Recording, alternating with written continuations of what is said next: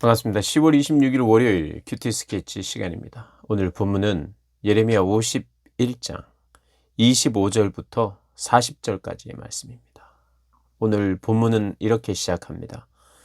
여호와의 말씀이니라.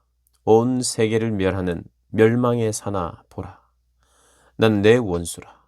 나의 손을 내 위에 펴서 너를 바위에서 굴리고 너를 너로 불탄 산이 되게 할 것이니 사람이 내게서 집 모퉁이 돌이나 기초돌을 취하지 아니할 것이요 너는 영원히 황무지가 될 것이니라. 여호와의 말씀이니라. 예. 오늘 본문에서 하나님은 이 바벨론에게 너희는 황무지가 될 것이다 이렇게 이야기를 하고 있습니다. 그렇게 시작을 하고 있죠. 이스라엘 백성들에게는 하나님의 심판 그리고 징계를 하시면서 어떤 말씀을 했느냐, 너희는 황무지가 될 것이다 이렇게 말씀하지 않고 너희 중에는 남은 자가 있을 것이다.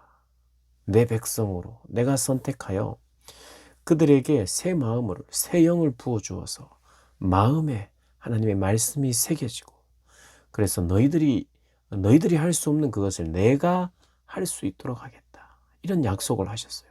그런데 오늘 바벨론을 향해서는 너희들은 남은 자가 없다 이런 뜻입니다. 너희는 황무지가 될 것이다.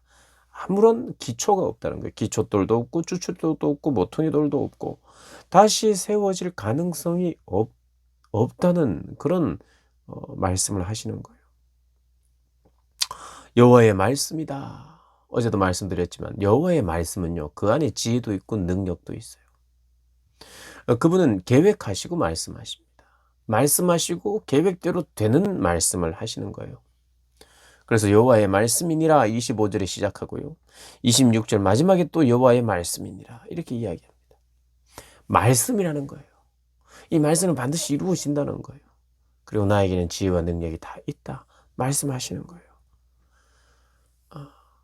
그러면서 하나님께서 25절에 나는 네 원수다 이렇게 이야기합니다. 여러분, 원수.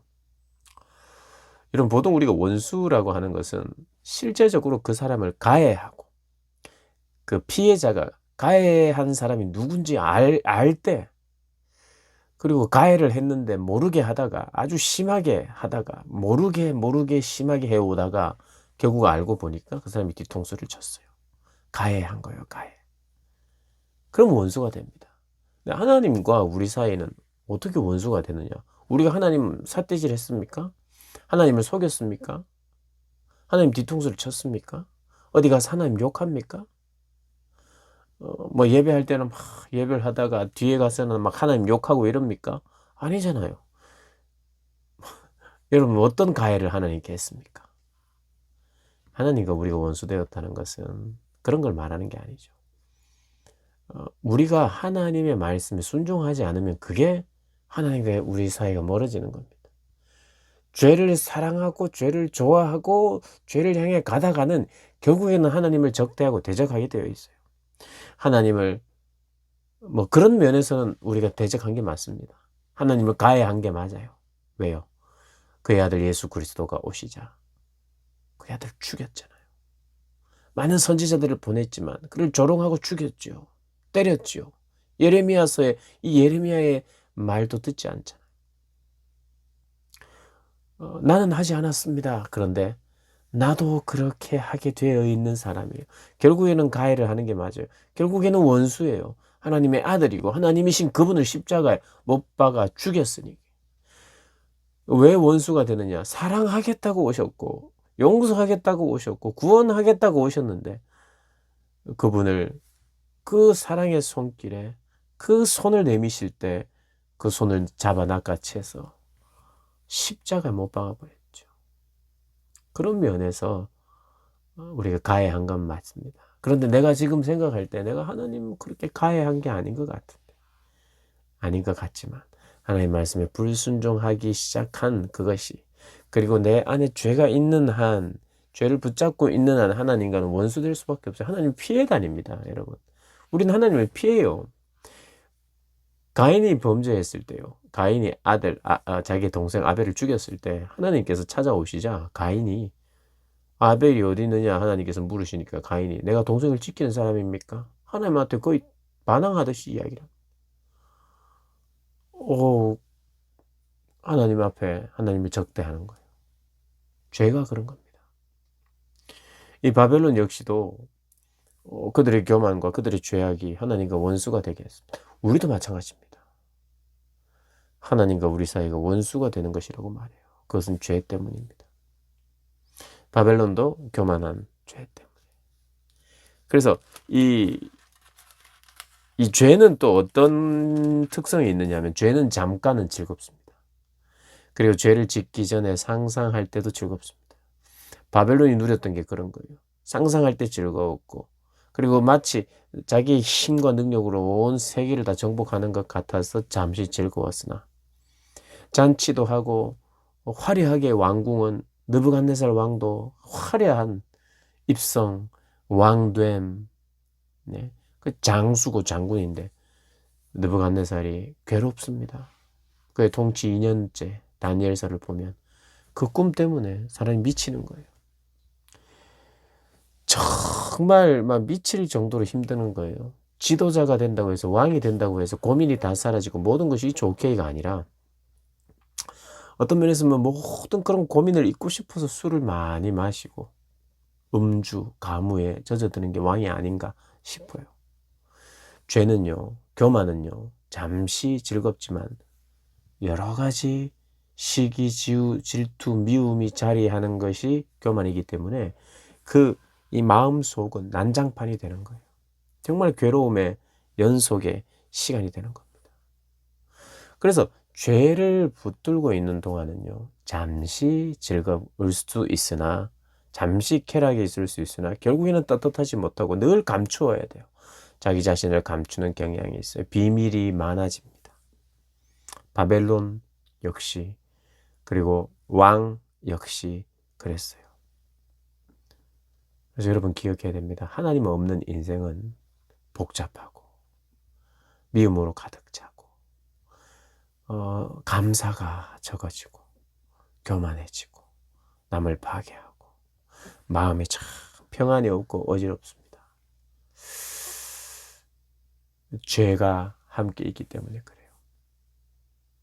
그래서 죄가 내 속에 남아있는 한은 괴롭게 돼 있어요. 그렇잖아요. 그래서 우리가 하나님 앞에 항상 기도하기는 내 방을 오픈해야 됩니다. 내 방. 우리 고등부 친구들한테는 내가 그렇게 도전한 적이 있었죠. 방문을 열어놓고 살 수 있는 사람. 방문 자체가 잠금 장치가 없이 방을 언제든지 열어놔도 괜찮은 사람. 옷 갈아입거나 아주 중요할 때는 닫아야 되고 문을 잠궈야 되겠지만, 그렇지 않고서야 항상 방문을 열어놓고 살아도 괜찮은 사람. 그 오픈성이죠. 내 방, 내 삶의 자리, 혼자 있는 자리, 언제나 문을 열어놔도 되는, 누구나 공유하고 오픈해도 괜찮은 사람. 여러분, 프라이버시 중요합니다. 개인적인 시간, 혼자 있는 시간 다 좋아요. 필요하죠. 또 의도적으로 혼자 있어야 됩니다. 하나님과 의도적으로 홀로 있을 때. 그래서 하나님과 정말 홀로 있을 때 문 잠궈도 돼요. 그러나 내 방을 오픈하고 내 삶에 혼자 있는 자리를 오픈할 수 있는 사람이 죄와 점점 멀어져요. 그리고 어떤 것도 오픈할 수 있어야 된다. 내 머리까지도 오픈할 수 있는, 내 머리의 생각의 영역도 오픈하고, 내 방도 오픈할 수 있는 사람. 그 사람이 떳떳한 사람인 거예요. 죄가 있는 사람은 감추는 습성이 있어요. 그러나 그 죄에서 해방되기를 원하고 자유로운 사람들은 감추고 싶은 게 없어요. 그래서 감추고 싶은 게 많고 비밀이 많은 건 굉장히 불안한 상태입니다. 할 수만 있으면 점점 성장한다는 것은요, 비밀이 점점 적어져야 돼요. 뭐가 그렇게 비밀이, 누가 알면 안 되는 걸 왜 나 혼자 갖고 있어야 됩니까? 누군가가 알면 안 되는 일을 왜 내가 해야 됩니까? 정말 누군가를 배려하는 차원에서 내가 비밀이 꼭 있어야 되고 지켜줘야 될 게 있는 것은 괜찮아요. 근데 뭐 이렇게 계산해야 되고, 이런 말은 너만 들어라, 너만 알고 있어라 하지만 다 알게 되죠. 그게 그 비밀이라는 게 꼭 지켜줘야 되는 게 있는 반면 다른 면에서는 요걸 좀 감추고 싶고 이 이야기는 우리만 알고 있고 연약하고 죄의 문제고 그렇게 되는 거라면 우리가 다시 살아야 됩니다. 다시 새롭게 정리해야 돼요. 그래서 내 방도 오픈하는 사람 그리고 오픈해도 괜찮은 사람 그리고 할 수만 있다면 하나님 앞에서도 하나님은 내 이 머리와 내 생각 안에 하나님 모든 생각까지 아시니까 내가 오픈 안 해도 그냥 강제 오픈 되지만 그러나 하나님 의식 내가 하나님 늘 의식하고 하나님이 함께 있다는 의식을 하는 그런 가운데 내 생각도 그래서 내 생각이 악한 생각을 향하여 갈 때 그대로 멈추어서는 왜냐하면 하나님이 함께 하기 때문에 그리고 또 내가 그 악한 생각을 할 때 즉시 또 회개하면서 그렇게 내 생각과 내 마음을 오픈하면서 살아야 되고 그때마다 내가 기도하고 회개할 때 하나님 하나님 앞에서 이렇게 자기가 변화되어 가는 거죠. 하나님 앞에서 점점 더 거룩해지는 것이고 또 투명해지는 것입니다. 그러니까 하나님과 사람 앞에 투명한 사람 되어가는 게 신앙인입니다. 신앙인. 그런 투명한 사람 오늘도 투명한 삶 사시는 여러분 되시길 주님의 이름으로 축복합니다.